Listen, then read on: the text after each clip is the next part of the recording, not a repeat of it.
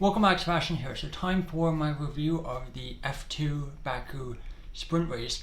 Quite a surprising result, but I think, looking at the starting grid and looking at some of the names that we had towards the top of the grid, actually perhaps not such a surprising result. So I started with Christian Mansell on pole. No, that's not Nigel Mansell, it's Christian, and no, they're not related either. Making his F2 debut for Trident, stepping in for Roman Stanek for the rest of the year. Crawford starting P2, and I believe Gabriele Mini, another debutant, stepping in for Oliver Behrman for this weekend, starting P3. So you have quite a few inexperienced drivers at the top of the grid. Hadjar, championship leader, starting P20 after having his fastest laps from qualifying deleted. So he has a lot of work to do both today and tomorrow. So again, this was the F2 debut for Browning, Mini, and for Mansell, your pole sitter for the sprint race. Mansell gets a good start. Hadjar as well moves up a bit, and Mini also really good start for his first F2 race. He moves up to P2. Second lap, Miney and Martins overtake Maloney at turn 2. Lap 5, Hadjar up to 15, so making some progress up the field. And most drivers were at this point stuck in a DRS train, just trying to make sure that they don't use their tires too much, not trying to push too hard. Lap 6 for sure overtakes Hauger for P11 at turn 3, so again, for sure, your pole sitter for tomorrow's feature race, the fastest driver in qualifying, so again, makes sense that he would be trying to move his way up the field after a bit of a slow start. Lap 7, Mini overtakes Mansell for the lead into turn 1, so again, one rookie overtaking another rookie for the lead of the sprint race. For sure, after overtaking Hauger the lap before, locks up at turn 1 and drops 2 positions. So for him, the sprint race was really starting to unravel at this point. Lap 8, Dorskin overtakes Mansell for P2 at turn 1. So Dorskin, another rookie, at least in terms of this season, but obviously much more experienced than Mini or Mansell in F2. And again, interesting driver. He actually came up from Formula Regional just like Kimi Antonelli this year, so skipped F3, and I think very, very little was expected of him, but he's honestly been a lot better than I think most people thought going into this F2 season. Maloney then overtakes Martins for P6, and Martins was pushed wide at turn 1 going into that corner. That definitely helped Maloney there. Lap 10 for sure pits, not sure what that was for, but perhaps flat spies from the tire that he locked up a couple laps earlier. Lap 11, Martins overtakes Maloney for P6 at turn 3, so good battle between those two drivers. Lap 12, Antonelli overtakes Browning for P9 at turn 1. Mini defending from Dorskin, so again, Dorskin putting quite a bit of pressure on the two new drivers ahead of him. Lap 13, Dorskin overtakes Mini for the lead of the race at turn 1. Then we get a yellow flag at safety 2, and Gurther got a bit lost, it seems, and he got stuck down one of the escape roads because the yellow flag came back out a couple of times. So perhaps that was just for him rejoining the track, but all in all, not a great race for Gurther, as we would see later. Bortoletto then overtook Maloney for P7. Lap 14, Antonelli also overtook Maloney, I believe, for P7, although I guess if both drivers are overtaking for P7, that doesn't really make a whole lot of sense. So the Antonelli one might have been for P8, that would make a bit more sense. But at this point in the race, things were starting to get interesting. Some drivers were doing a really good job preserving their tires, other drivers less so, and that meant that you had a bit more of a tire delta, so you can actually overtake. So at this point, the racing was actually quite interesting. Some drivers gone through their tires quite a bit, sliding around a lot on the exit to several corners, and definitely I think the race was actually getting pretty exciting at this point. That same lap, Aaron overtakes Browning for T2 at turn 2 for P10. Lap 15, Crawford and Martins overtake Mansell. Antonelli overtakes Bortoletto for P7, and again, I wrote what I just said about the tire wear becoming a bit more of a factor.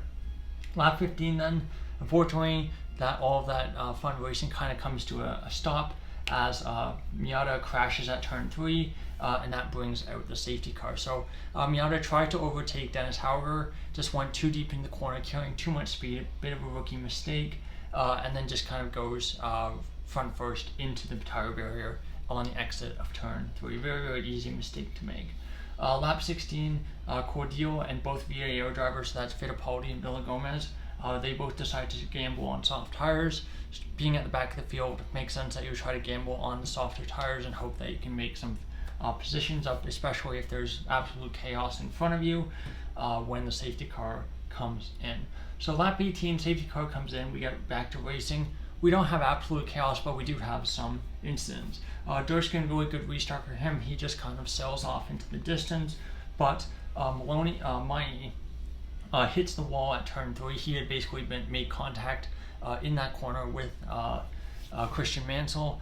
Looked like it was a bit of, I'd say if I had to assign blame to one driver, I would just assign it to Mansell, but that being said, I don't think it will warrant a penalty. And then you had drivers basically trying to go 2-3 wide through some of those very, very tight corners, turn 3, turn 4, turn 5. And again, it would inevitably lead to contact, which it would. It ended up, that entire sequence ended up with Cordial basically being backwards. He had been hit by Gerther, spun around by the German driver, so again, not a great weekend for him. And again, Antonelli overtook, after that, all the chaos kind of settled and drivers had kind of untangled themselves. Antonelli overtook Mansell at turn 2 for P7, and Crawford was up to P2, so really good restart from him.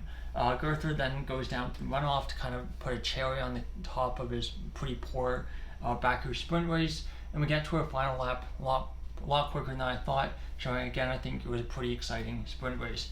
Martin's putting a lot of pressure on the debutant Mini, but not able to get past. Maloney overtakes Maini for P9 at turn 1, but then loses a position at turn 2. And Durskin takes the checkered flag, takes his first ever F2 win. Definitely quite a bit of a surprise, I think, but for whatever reason, the PHM has been quite a bit better, and Durskin's actually been, pretty decent the last 4 or 5 races, I would say. So joining Durskin on the podium, Jack Crawford and Gabriele Mini in his first weekend with Prema, really good result for him. I would expect him to, make the full-time step up to F2 next year for sure. Martins 4th, 5th, Bortoletto 6th, Aaron 7th, Antonelli 8th, Mansell. So I guess you have 2 debutants picking up points. So again, shows they're getting up to speed very, very quickly, and can definitely expect big things from them next year. 9th Maini, 10th Maloney, 11th Browning, 12th Hadger, 13th Fittipaldi, 14th Hauger, 15th Correa, 16th Villagomez, 17th for sure, 18th Cordial, Correa. Okay, that's gonna be, Cordial is gonna be the second one. The Correa was not in this race twice. Marti 19th, 20th. Kulin again quite far off the pace again. I noticed on the timing tower, and 21st Gerther, and then 22nd and your 1 DNF was Miata. So in terms of championship standings, not a whole lot of change, but Bortoletto does get a little bit closer. The gap's now been cut down to 7.5 points. So Hadger first 165, Bortoletto second 158.5, Maloney third 135, Aaron fourth 127, Crawford fifth 113, Antonelli 6th 101, Colapinto still 7th 96, 18th 8th Hauger 83.5, 9th Martin 79, 10th Maini 74, 11th for sure 62, 12th Fittipaldi 61, 13th O'Sullivan 59, and then Durskin moves up 2 spots up to 14th, 52 points, passes Behrman, which again, when people look at this F2 table years down the line, they're going to be very, very confused as to how Behrman was 14th and how on earth he got an F1 promotion from that. But of course, there's a bit more context than that. 16th Murti 43 with 43 points. 17th Correa 31 points. 18th Cordial 29 points.